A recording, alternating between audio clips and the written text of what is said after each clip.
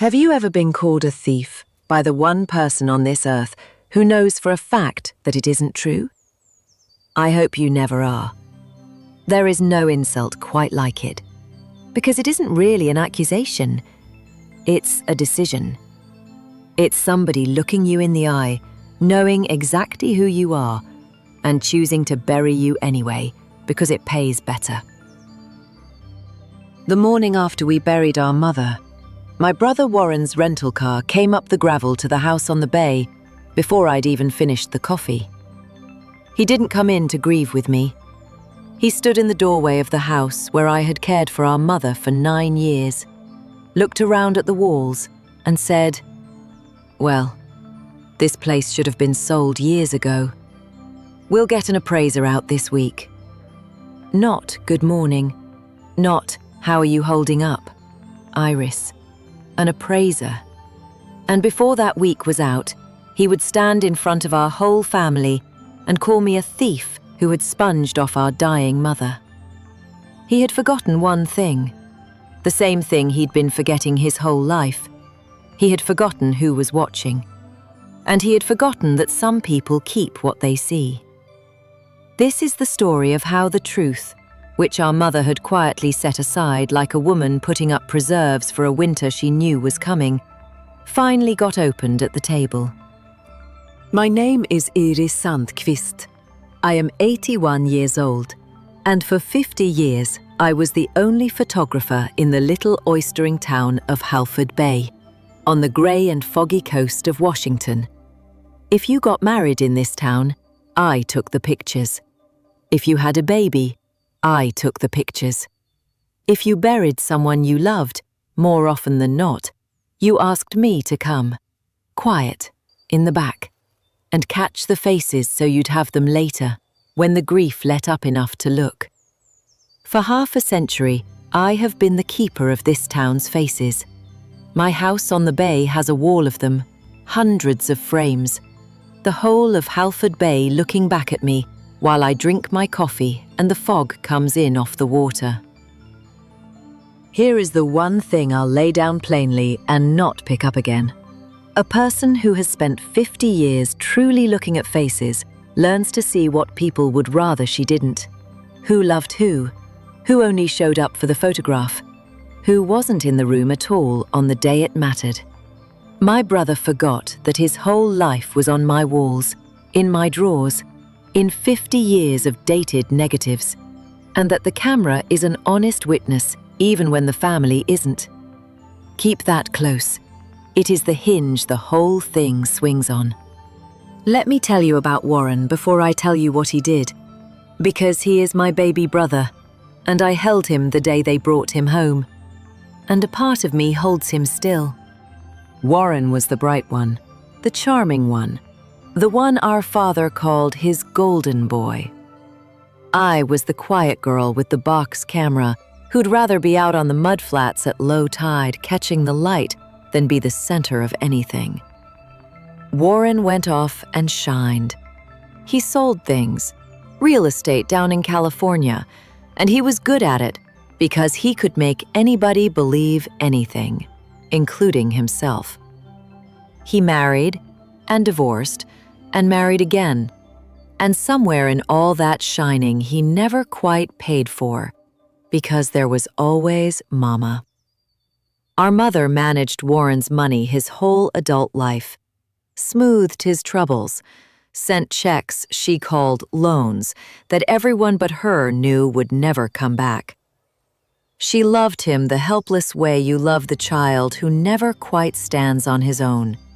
And he loved her the way such a child does, which is to say, he loved what she gave him and called it love, and never once let himself see the difference. I stayed. That is the short version of my whole life, and I am not ashamed of it. I married a Halford Bay oysterman named Eric, the kindest man God ever made, and we never had children of our own. And we built a quiet, good life on this bay until the morning his boat didn't come back through the fog. That was 30 years ago. I had my studio and I had Mama up the road, and the two of them, the work, and my mother were the shape of my days after Eric. Let me tell you what that studio was, so you'll understand what they were really trying to take. I opened it the year I turned 30, in a narrow storefront on Front Street with a hand-lettered sign Eric painted. Back when a portrait meant something. When a family saved up for one good photograph and dressed in their best and held still and trusted you to catch them true. I photographed 3 generations of some families. I took a girl's confirmation picture, then her wedding, then her babies, then stood quiet in the back of the same church and took her mother's funeral. I have a drawer of negatives of people this whole town has forgotten, and on the foggy days, I take them out and remember them for everybody. There was a fisherman named Lloyd Pell who came in once a year for 40 years for the same photograph. Him and his boat. And when he drowned, I gave the whole set to his widow, and she said it was like getting 40 years of him back at once. That is what I did for a living. I kept people. You begin to understand a town when you have spent 50 years catching the truth of its face in the half-second before it remembers to pose. If you have ever been the one who stayed, the one who didn't shine, the one who was simply there for the long, unglamorous haul of somebody's whole decline, then you already know there is a particular wound in being told, at the end of it, that your staying didn't count. If you've lived that, or you're living it now, I'd be glad to know where you're listening from tonight, and I hope you'll sit with me to the end of this, because the end is the part worth staying for. But let me get back to it, because the first cut had already landed in that doorway, and the deeper ones were coming. When the dementia took Mama, slow and then fast the way it does, I closed the studio 3 days a week, and I moved my life up the road into her house on the bay. For 9 years, I was the one. I learnt to crush her pills into the apple sauce she'd still eat. I learned the particular panic in her eyes when she surfaced and didn't know the room, and the words that brought her back, which were always about the water, always about the bay. I'd say, "The tide's going out, Mama. The oyster boats are coming in." And her shoulders would come down from around her ears, and she'd be with me again for a while. I bathed my mother. I sat up with her through the nights when the sundowning made her certain the house was full of strangers, and I'd take down one of my photographs and show her a face she knew, and watch her settle. There was one long February night she wept for hours, certain her own mother was lost in the fog outside. And I held her and rocked her, and there was nothing dignified or photogenic about any of it. That is what caregiving actually is. It is not a word on a notepad. It is the longest, plainest love there is. And I was not entirely alone in those years, though it felt that way. My niece, Annika, Warren's girl, had spent every childhood summer out on this bay with Eric and me, because her father was always off shining somewhere and her mother needed the break. That girl learned to row in Eric's skiff and learned to dig clams off our flats, and even grown, even after Eric was gone, she'd come up from California some summers and sit with her grandmother and give me a week's rest. She was the only one on Warren's side of things who ever saw the truth of this house with her own eyes. I did not know yet how much that would matter. I just knew she was the only one who came. And Warren? Warren called on Sundays, sometimes. He came at Christmas for a day, 2 days, long enough to be in the photograph. I have those photographs, 50 years of Christmases on my wall, and you can play them like a flipbook and watch a whole life. And in 9 years of them, you will find my brother in exactly 3. The camera doesn't editorialize, it just keeps the day. He'd breeze in, smelling of someplace warmer, kiss Mama's forehead, tell her she looked wonderful when she looked like a candle burning down, eat the dinner I cooked, and be gone before the dishes, back to his shining life, leaving me to the long, dark Tuesday that is what caregiving actually is. I never resented it the way you might think. I was where I wanted to be. But I noticed. I am a woman whose whole life has been noticing. I just didn't know yet that I would need what I'd noticed. I will say one fair thing about my brother, because I promised myself I'd tell this whole and not just the sharp parts.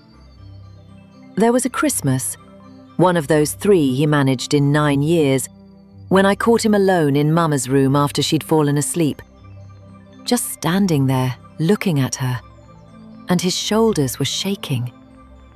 And when he heard me, he wiped his face fast and got angry, the way men of his kind do when they're caught feeling something. I think Warren loved our mother. I do. I think he also could not bear to look straight at what he was doing to her. And so he didn't. And a man who refuses to look at his own hands will eventually do anything those hands decide to do. The not looking is its own kind of choice. He made it for 60 years. The first real wound came 2 days after the funeral. Warren sat at Mama's kitchen table, our mother not cold a week, with a notepad, doing sums. He'd already called an appraiser. The bayfront, it turned out, was worth a fortune now. People from the cities wanted views, and our crumbling grey house sat on the best stretch in the county. Warren had run the numbers, and the numbers were large, and he wanted them split down the middle, and he wanted them soon. "It's the fair thing," he said. 50-50. That's what Mum would have wanted. And maybe a fair split would have been fine. I wasn't after his money. But then he said the thing that turned it. He looked at me over his notepad and said, "And we should talk about the back rent." The back rent. I asked him what on earth he meant. And my brother, with a straight and reasonable face, explained to me that I had been living rent-free on Mum's dime for 9 years. That my so-called caregiving was really just a roof I hadn't paid for, and that fairness meant deducting 9 years of rent from my half.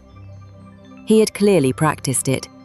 It had the smooth, rehearsed sound of a thing a man has decided to believe because believing it makes him rich. I want to tell you what that does to a person, because some of you have felt it. To have the hardest, holiest thing you ever did, the bathing and the night terrors and the pills crushed into applesauce, and the 9 years of your own one life poured out, handed back to you over a coffee table, and redefined as theft, as freeloading, as a roof you owed rent on. There is a violence in it that doesn't leave a mark. The violence of having your love recategorized as a crime while the grief is still wet in you. I had given up the studio I built, given up sleep, given up the simple freedom of an old woman's evenings to keep my mother in her own home, looking at her own water until the very end. And my brother sat in her kitchen with her funeral flowers still fresh on the table and called it a debt I owed him. I sat in my mother's kitchen and I could not get a single word out. And Warren took my silence for guilt, which is what a certain kind of man always takes a woman's silence for. He had decided I would be too stunned and too soft to fight. And for that first terrible week, he was nearly right. It escalated from there, and it escalated meanly. Warren got on the telephone to the family, the cousins, our mother's sister back in Spokane, and he began, gently, sorrowfully, to tell a story. The story was that poor Iris had isolated Mum out here on the bay, kept her from her family, controlled her. And yes, he hated to say it, but the accounts were nearly empty.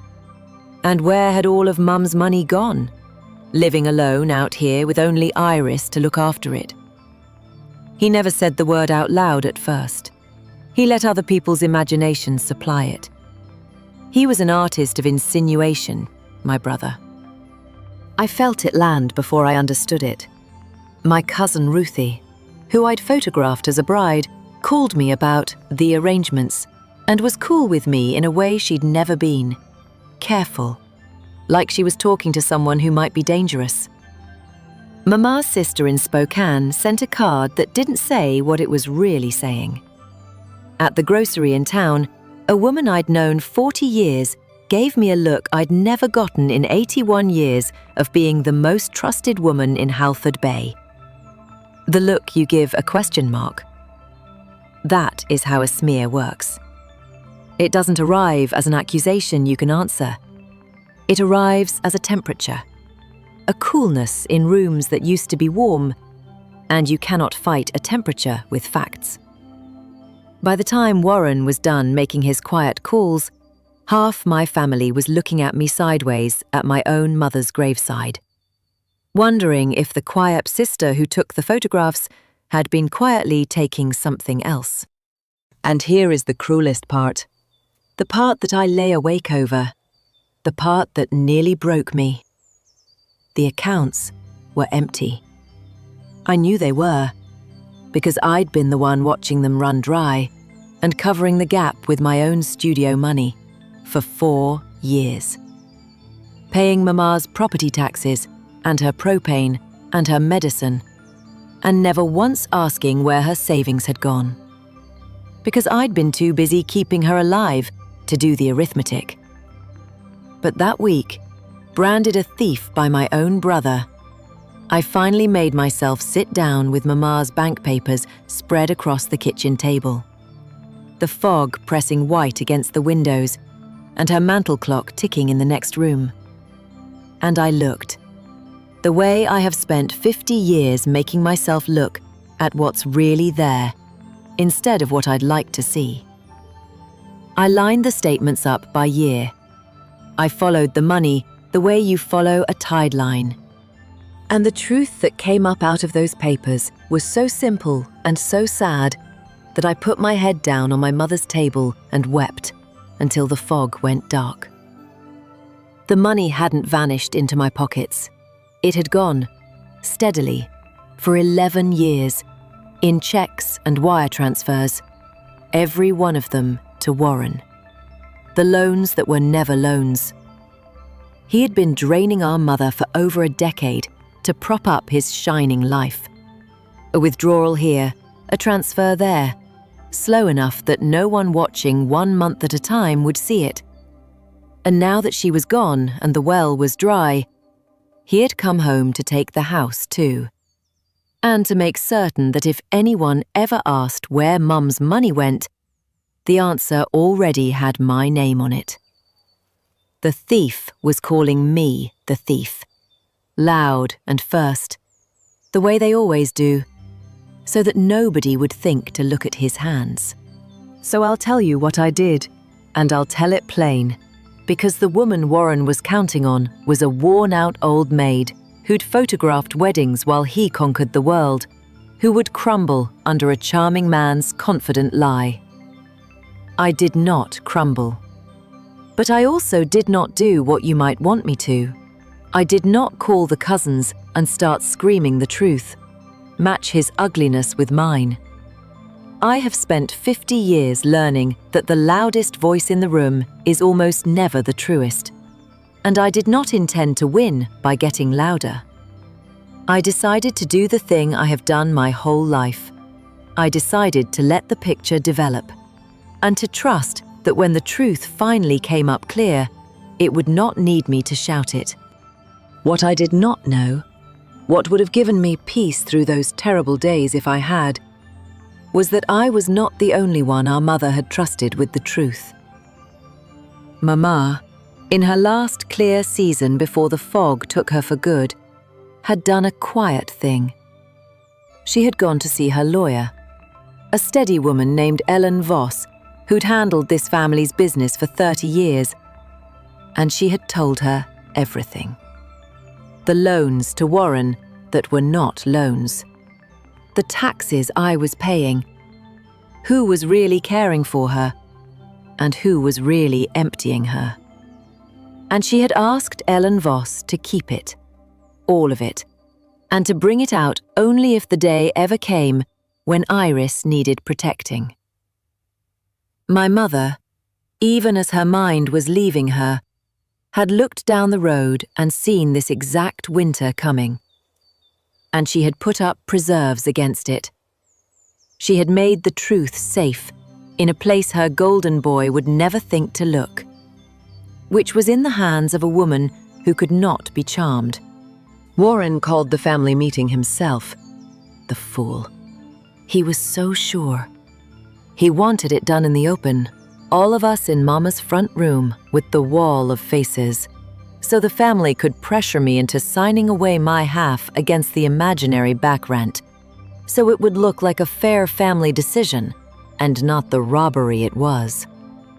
He scheduled it for a Sunday. He invited everyone. He even, and this is the part that undid him, told his own grown daughter Annika to come, because Annika had spent her childhood summers with me on this bay while Warren was off shining. And he thought, I suppose, that her presence would make him look like a family man. I am not going to pretend that Sunday morning was anything but the worst since we lost Eric. I dressed slowly, in the grey light, and I looked at myself in Mama's hall mirror, and a voice in me said the thing I was most afraid of. Maybe they'll believe him. Maybe charm beats truth in a room.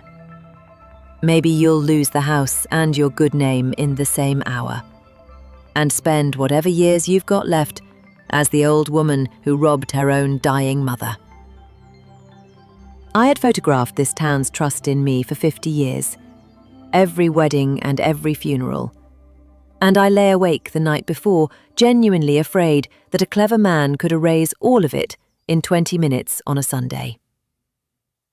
I sat in my mother's front room with my whole family around me, and I watched them not quite meet my eyes, and I listened to my brother stand up under 50 years of my photographs and perform his grief and his fairness and his terrible, gentle lie. He spread Mum's bank statements on the coffee table, the empty accounts, and he said, sorrowful as a preacher, I don't want to believe anything bad about my sister. But somebody has to ask the hard question. Mum had savings. Mum had a pension. Iris handled all of it for 9 years out here, alone. And it's gone. I'm not accusing, I'm just asking. Where did it go? And he let the silence do his dirtiest work. And I felt the whole room tilt toward believing him, because he was charming and certain, up on his feet, and I was a silent old woman in a chair. And that is so often all it takes. Then my niece stood up. Annika's 31 years old, and she has her grandmother's spine, which is a thing her father never got. She stood up in that front room and she said, Dad, stop. I'm not going to sit here and watch you do this. The room went still. She said, I spent every summer of my childhood in this house with Aunt Iris. Where were you? You were in California. You called on Sundays when you remembered. I was here. I saw who took care of Grandma. I saw Aunt Iris pay the propane bill and the tax bill out of her own purse. And Dad? And her voice shook, but she did not stop. I saw the checks. I was 16, sitting right there, the summer Grandma cried at this table because you'd asked her for $40,000 and she didn't know how to say no to you. So don't you dare stand in her house and ask where the money went. You know exactly where it went. It went to you. You could have heard the foghorn out on the bay. Warren's mouth opened and closed. He looked at his daughter like he'd never seen her before, and maybe he hadn't, because a man who spends his life performing rarely notices the people quietly watching him do it. He started to say her name, to manage her the way he managed everyone. "Annika, honey, you were a child. You don't understand." And she cut him clean off. "I understand fine. I understood at 16. I just didn't have the words for it then. I do now." And she sat back down next to me and took my hand. And I felt 50 years of being the invisible sister and one terrible week of being a suspect lift up off me an inch. Because someone with the family name had finally said the true thing out loud in a room full of people. And into that silence, there was a knock at the door. I had called Ellen Voss, my mother's lawyer, and asked her one question, whether my mother had ever said anything to her about all this. And Ellen Voss had gone very quiet, and then said, "Iris, your mother left instructions for exactly this day. I'll come Sunday." She stood in my mother's doorway now with a leather folder, and she said, "Astrid Sandqvist asked me, while she was still entirely herself, to tell the truth to this family if it ever came to this. It's come to this." And she opened the folder. She did not need much. The record of every transfer from Mama's accounts to Warren's, going back 11 years. Hundreds of thousands of dollars. In Mama's own hand and Warren's own account numbers. Laid out in a neat column that no amount of charm could talk its way around. The tax receipts in my name. And a letter in my mother's careful schoolteacher's script from before the fog came down, that Ellen Voss read aloud into the silence of that front room, and that I will carry to my own grave.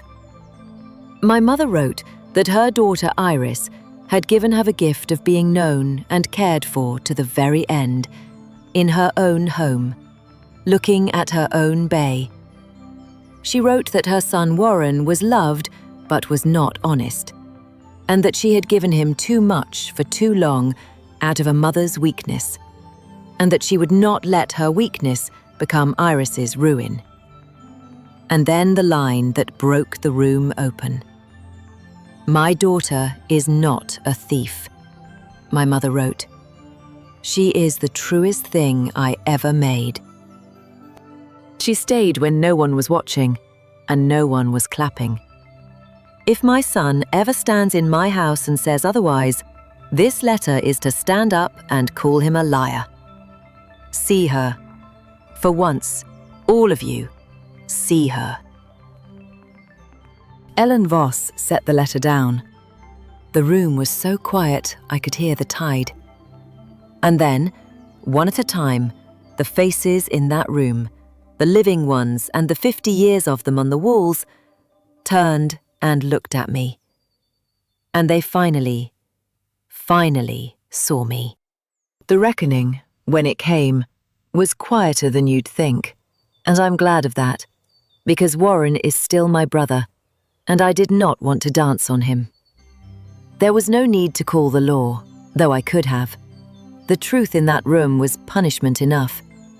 I watched it land on him, watched the charm drain out of his face and leave something small and frightened underneath, something ashamed. The baby brother I'd held, exposed at last, in front of everyone whose good opinion he'd spent his life performing for. The family closed around me, not him. His back rent fantasy died on that coffee table. We settled the estate honestly, which meant, once his 11 years of taking were counted against his half, that the house on the bay was mine, free and clear, and I did not have to fight for it. It had been mine all along, in every way that counts. The papers just caught up. The temperature in the rooms changed back, too, though that took a little longer. And it taught me something about the smear that I'll pass on to you. The same cousins who'd gone cool came around with casseroles and downcast eyes. And Ruthie, who I'd photographed as a bride, sat at my table and cried, and said she was ashamed she'd ever wondered. I forgave her, easily, because a lie like Warren's does not work for the reason you'd think. It does not work because people are wicked. It works because people are busy. And a confident story is easier to swallow than a careful one. And most folks will believe the man on his feet over the woman in the chair, simply because standing looks like truth and sitting looks like guilt. I don't hold it against them. I just know it now, bone deep, and so do you, if you've ever been on the wrong end of a temperature you couldn't argue with. The cure for it is not to get louder. The cure is to have lived in such a way that when the truth finally stands up, everyone in the room already half knew it was coming. I did not ruin him. I could have taken him to court for what he did to Mama, and some nights I still wonder if I should have. But he is broken in a way that a courtroom doesn't fix, and he is my mother's son, and she asked me in that letter to be the truest thing she ever made, not the hardest.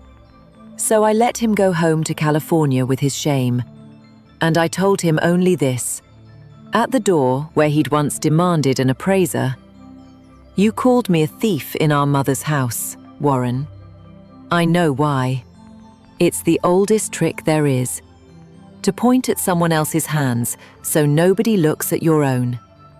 I forgive you, because hating you would cost me more than you're worth, and I've spent enough on you already.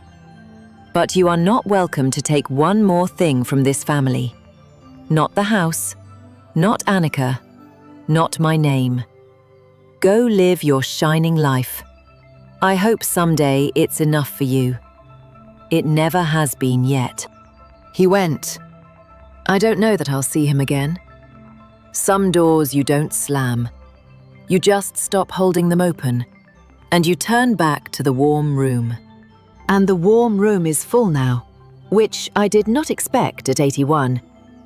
Annika comes out to the bay most weekends, the 2-hour drive each way. And she's learning the darkroom, the real one, the trays and the red light and the slow magic of a face swimming up out of nothing in the developer tray. The first time she watched a portrait appear under the surface of the chemicals, a baby I'd shot that morning, she gasped like it was sorcery. And I suppose it is. The oldest kind, the kind that keeps people. She says she wants to take over the studio when I can't manage it anymore, wants to be the next keeper of this town's faces. And I have started teaching her everything I know, the cameras and the light, and the harder thing, which is how to look at a person until they forget to pose, and you catch who they actually are. I tell her that is the whole job, in the darkroom and out of it. Learn to see who people actually are. It will save your life one day, the way it saved mine. My mother's wall of photographs still looks down on us while we work. The whole of Halford Bay across a century, and Mama right in the middle of it, in a frame Eric made, young and laughing on the dock the summer before I was born. Some evenings, in the red light, with Annika humming over the trays and the foghorn going out on the water, I look up at my mother's face and I swear she looks pleased. She put up the preserves. She saw the winter coming and she made the truth safe. And when it came, it kept. That is a mother. That is what a mother is. So here is what I'll leave you with, and then I'll let you get back to your night. My brother called me a thief because he had learned that if you accuse loud enough and first, people look where you point instead of at your hands. It nearly worked. It works on people every single day, in families and in courtrooms, and in towns like mine, all over the world. But here is the truth that outlasted his lie. And I have 81 years and 50,000 photographs behind me when I say it. You cannot steal a life of faithfulness. And you cannot fake one either. The staying counts. The showing up on the long dark Tuesdays counts, even when no one claps for it. Even when the one who left gets the applause and the good seat at the table. And the day someone tries to call your devotion a crime, the truth you actually lived will stand up out of the quiet to defend you. In the voice of a witness you didn't know you had. In a letter set aside by someone who saw you all along. In 1,000 small days that quietly added up to who you really are. Be the one who stays. It is not glamorous, and it does not shine. And the world will overlook you for most of your life. But it is the only thing that holds up when the winter comes. And the winter always comes. If you stayed with me all the way to the end of this one, then you're one of the ones who stays. And I knew you would be. Tell me where you're listening from tonight. And tell me this, have you ever been the one who stayed while someone else took the credit? I'd like to hear it. Stay on a while, and I'll tell you another. The fog's coming in, and the coffee's hot, and there's a chair right here.